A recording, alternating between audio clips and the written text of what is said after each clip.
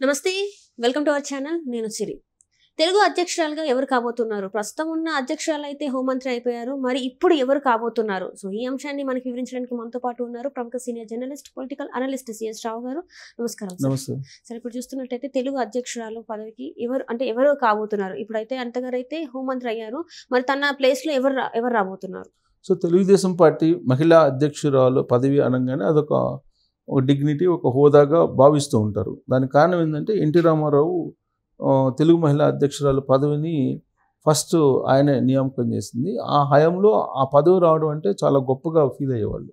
ఆ తర్వాత ఆ వారసత్వం అలానే వస్తుంది. తెలుగు మహిళా అధ్యక్షురాలు అని అంటేనే ఆ పార్టీ అధ్యక్షుడి తర్వాత అంతటి క్రేజ్ ఉన్నటువంటి పదవిగా తెలుగు మహిళా అధ్యక్షురాల పదవిని భావిస్తూ ఉంటారు తెలుగుదేశం పార్టీలో, ఎస్పెషల్లీ మిగతా పార్టీల్లో కాదు. ఎందుకంటే తెలుగుదేశం పార్టీలో తెలుగు మహిళలకు గౌరవం ఉంటుంది, ప్లస్ వాళ్ళకు ఒక డిగ్నిటీ ఉంటుంది, ఒక డిగ్నిటీ లాగా ఫీల్ అవుతుంటారు ఆ పదవిని. కాబట్టి మొదటి నుంచి కూడా ఆ పదవికి ఒక క్రేజ్ ఉంది. దాంతో ఆ పదవి ఎవరిని వరిస్తుంది అనే దాని మీద చర్చ జరుగుతుంది. ఈ క్రమంలో అసలు పార్టీ అధిష్టానం యొక్క థింకింగ్ ఏంటి, వాళ్ళు నియామకం ఎలా చేపడతారు అనే దాని మీద ఈ మధ్య కాలంలో చంద్రబాబు నాయుడు చెప్పిన దాన్ని బట్టి ఒక విశ్లేషణ మనం చేసుకోవచ్చు. ఆయన ఏమన్నారంటే యువతకి సంస్థాగత నియామకాల్లో యువతకి ప్రాధాన్యత ఇస్తాము. అంటే యువత అంటే ఇప్పుడున్నటువంటి పరిస్థితులు 50+ లోపల, 50 లోపల వాళ్ళు, 50 మైనస్ అనుకో, 50+ కాదు 50 మైనస్.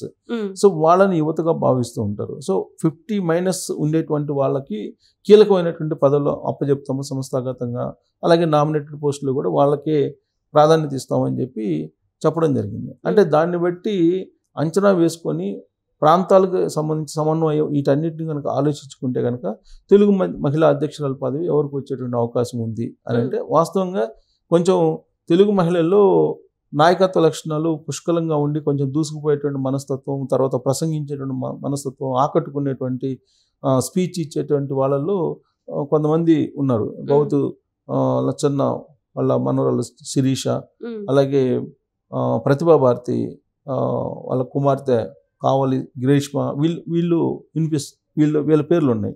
ఆ తర్వాత ఇప్పుడు ఎమ్మెల్యేగా గెలిచినటువంటి కడప జిల్లాకు సంబంధించినటువంటి రెడ్డప్ప గారి మాధవి రెడ్డి, వీళ్ళు కనిపిస్తూ ఉన్నారు. సో వీళ్ళలో ఎవరికి ఇచ్చేటువంటి అవకాశం ఉంది అనే దాని మీద మనం విశ్లేషణ చేసుకుంటే కనుక, ఇప్పుడు యాక్చువల్గా తెలుగు మహిళా అధ్యక్షురాలుగా అనిత ఉన్నారు. ఆవిడ హోమ్ మినిస్టర్ అయ్యారు. హోమ్ మినిస్టర్ అయ్యారు కాబట్టి ఖచ్చితంగా తెలుగు మహిళా అధ్యక్షుల పదవికి రాజీనామా చేస్తారు. రేపు మాపు రాజీనామా చేసేటువంటి అవకాశం ఉంది. ఆవిడ రాజీనామా చేసిన వెంటనే ఎవరిని నియమించేటువంటి అవకాశం ఉంది అని అంటే, ఉత్తర ఆంధ్రాకు సంబంధించి ఆల్రెడీ అనిత ఇప్పటి వరకు ఆ పదవిని నిర్వహించారు. పైగా ఉత్తరాంధ్రకి ఇప్పుడు హోమ్ మినిస్టర్ కూడా వచ్చింది కాబట్టి ఇప్పుడు రాయలసీమ ఈక్వేషన్లో తీసుకుంటే కనుక రాయలసీమకు సంబంధించిన రెడ్డప్ప గారి మాధవి రెడ్డికి ఆ తెలుగు మహిళా అధ్యక్షురాలు పదవి ఇచ్చేటువంటి అవకాశం ఉంది అనేది ఒకటి వినిపిస్తుంది. కారణం ఏంటంటే రాయలసీమకు ప్రాధాన్యత లేదు ఇప్పటివరకు. తెలుగు మహిళలకి తెలుగు మహిళా అధ్యక్షురాల పదవికి ఇప్పటివరకు ఎవరు కాలేదు. గతంలో హిస్టరీ తీసుకున్నా కానీ ఇప్పుడు ఫస్ట్ జయప్రద చేసింది తెలుగు మహిళా అధ్యక్షురాలుగా. ఆ తర్వాత నుంచి తీసుకుంటే కనుక రాయలసీమకు చెందినటువంటి వాళ్ళు పెద్దగా చేయలేదు. రోజా చేసింది, చిత్తూరు జిల్లాకు సంబంధించిన రోజా తెలుగు మహిళా అధ్యక్షురాలుగా ఆవిడ చాలా కాలం పాటు చేశారు. ఆ తర్వాత ఉత్తరాంధ్రకి ఉంది, ఆ ఉత్తరాంధ్రకు సంబంధించినటువంటి వాళ్ళే చేశారు.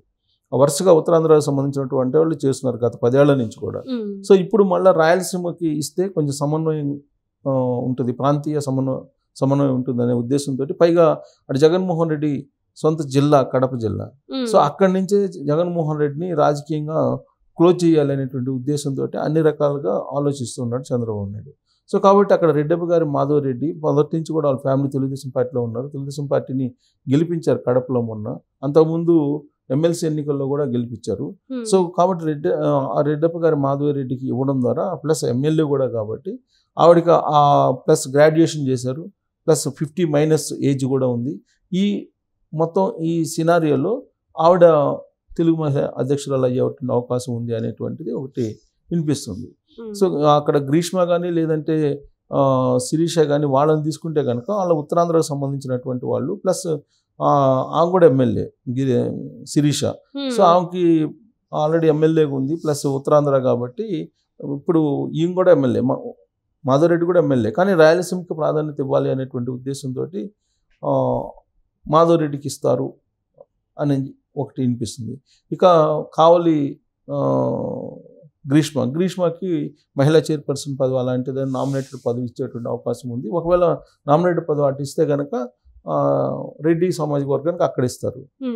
లేదంటే ఆల్రెడీ ఎస్సీ మహిళా అధ్యక్షురాలు అనిత, సో మళ్ళీ ఎస్సీని ఇస్తారా? ఆల్రెడీ ఒక ఎస్సీ చేశారు. ఈసారి రెడ్డి కాంబినేషన్లో ఇప్పుడు ఆల్రెడీ ఎస్సీలకు ప్రాధాన్యత ఇస్తూ వస్తుంది, బీసీలకు ప్రాధాన్యత ఇస్తూ వస్తుంది. ఆల్రెడీ బీసీలకి ఇప్పుడు ఆంధ్రప్రదేశ్ తెలుగుదేశం పార్టీ అధ్యక్షుడిగా శ్రీనివాస్ యాదవ్కి ఇచ్చారు అక్కడ. సో కాబట్టి యాదవ్లకి బీసీలకి ప్రధానమైనటువంటి పదవి ఇచ్చారు కాబట్టి తెలుగు మహిళా అధ్యక్షురాల పదవి నెక్స్ట్ రెడ్డిస్కి ఇవ్వాలి అనేటువంటి ఒక ఆలోచన కూడా చేస్తున్నారు. లేదు ఒకవేళ ఎస్సీలకి ఇస్తే కనుక అప్పుడు మళ్ళీ మహిళా కమిషన్ అనేది మారిపోతుంది.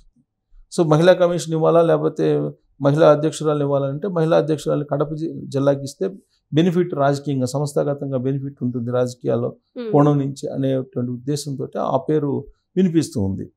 సో ఇప్పుడు ఇవి కాకుండా మిగతా అనుబంధ సంస్థలు ఉన్నాయి. తెలుగుదేశం పార్టీ అనుబంధ సంస్థలకు సంబంధించి నియామకాలు కూడా జరగబోతున్నాయి రాబోయేటువంటి రోజుల్లో. ఇప్పుడు ఆల్రెడీ తెలుగు యువతకు సంబంధించిన అధ్యక్షుని ఎంపిక చేయాలనేటువంటి ఆలోచన మళ్ళా చేస్తున్నారు. అలాగే ఎస్సీ కార్పొరేషన్, ఎస్సీ విభాగం, అలాగే రైతు విభాగం, ఇలాంటివన్నీ కూడా కీలకమైనటువంటి పదవులు ఉన్నాయి. ఆయా ప్రాంతాలకి సమన్వయం చేసుకుంటూ ఈ మొత్తం పోస్టులు నింపాలి అనేటువంటి ఉద్దేశంతో ఉన్నారు. సో ఇప్పుడు తెలుగు మహిళా అధ్యక్షురాలు పదవి ఫిలప్ అయిపోయిన తర్వాత మిగిలినటువంటి పదవులను కూడా నింపేటువంటి అవకాశం ఉంది. త్వరలోనే రాష్ట్ర కమిటీ ఇవన్నీ కూడా జరుగుతుంది. యాక్చువల్గా మొన్న మహానాడు జరగలేదు, మహానాడు జరిగితే ఇవన్నీ కూడా చర్చకు వచ్చిండయి. సో ఎన్నికల ముందు రిజల్ట్ ముందు ఎందుకులు అని చెప్పి మహానాడిని పోస్ట్ పోన్ చేశారు. బహుశా త్వరలోనే విస్తృత స్థాయి సమావేశం పార్టీని పెట్టి సంస్థాగతంగా పార్టీని బలోపేతం చేయడానికి ప్రత్యేకించి యువతకి ప్రాధాన్యత ఇచ్చి కొత్త రక్తంతో పార్టీని ముందుకు తీసుకెళ్ళాలి. సంస్థాగత నిర్మాణం కనుక స్ట్రాంగ్గా ఉంటే రాబోయేటువంటి స్థానిక సంస్థల ఎన్నికలు రాబోతున్నాయి. మళ్ళీ పంచాయతీ సర్పంచ్లు, జడ్పీటీసీలు, ఎంపీటీసీలు, మళ్ళీ కార్పొరేషన్లు ఇవన్నీ రాబోతున్నాయి, మున్సిపాలిటీలు ఇవన్నీ కూడా. సో కాబట్టి యూత్ని యాక్టివేట్ చేయాలి, కొత్త రక్తం రావాలి. మొత్తం ఆల్మోస్ట్ 83 బ్యాచ్ సైడ్ అయిపోవాలి, వాళ్ళు కేవలం సలహాలు ఇవ్వడం వరకే పరిమితం కావాలి అనేటువంటి కాన్సెప్ట్లో తెలుగుదేశం పార్టీ వెళ్తుంది. సో ఆ క్రమంలో ఇప్పుడు ఈ తెలుగు మహిళా అధ్యక్షురాల పదవి అని వస్తుంది. యాక్చువల్గా తెలుగు మహిళా అధ్యక్షురాల పదవి ఎందుకు అంత ఆ పదవికి క్రేజ్ అని అంటే ఫస్ట్ నుంచి కూడా సినిమా గ్లామర్ ఉండేలాగా ఆ పదవి ఉండేది. జయప్రద తర్వాత రోజా ఇలాంటి వాళ్ళందరూ ఆ పదవిని చేపట్టారు. ఆ తర్వాత అనిత మొన్నటి వరకు విజయవంతంగా ఆ పదవిని నిర్వహించారు. మధ్యలో ఇంకొకరు ఎవరో వచ్చారు, ఆవిడ అంత పెద్దగా పర్ఫార్మెన్స్ ఇవ్వకపోయినప్పటికీ ఆవిడని కొంత కంటిన్యూ చేశారు. బట్ ఈసారి కొంచెం అగ్రెసివ్గా వెళ్ళేటువంటి వాళ్ళని ఎంపిక చేయాలి మహిళా అధ్యక్షురాలని అనేటువంటిది కూడా ఆలోచిస్తున్నారు. ఆ క్రమంలో కడప జిల్లాకు సంబంధించినటువంటి రెడ్డప్ప గారి మాధవరెడ్డికి ఇచ్చేటువంటి అవకాశం ఉంది అని చెప్పి తెలుస్తుంది. సో ఒకవేళ రాయలసీమ కాకుండా ఉత్తరాంధ్రకి ఇస్తే శిరీష లేదంటే గ్రీష్మ, లేదు అసలు ఎమ్మెల్యేగా ఉండే వాళ్ళకి ఎందుకు అనుకుంటే గ్రీష్మనే తీసుకుంటారు. అటు మాధవరెడ్డి కూడా ఉండే అవకాశం లేదు. ఎమ్మెల్యేగా శిరీష ఉంది, అలాగే మాధవరెడ్డి ఇద్దరు ఎమ్మెల్యేలుగా ఉన్నారు కాబట్టి వాళ్ళకి ఎందుకు టైం కేటాయించలేదు అనుకున్నప్పుడు గ్రీష్మకే ఛాన్స్ ఉండేటువంటి అవకాశాలు ఉన్నాయి. Right, thank you so much.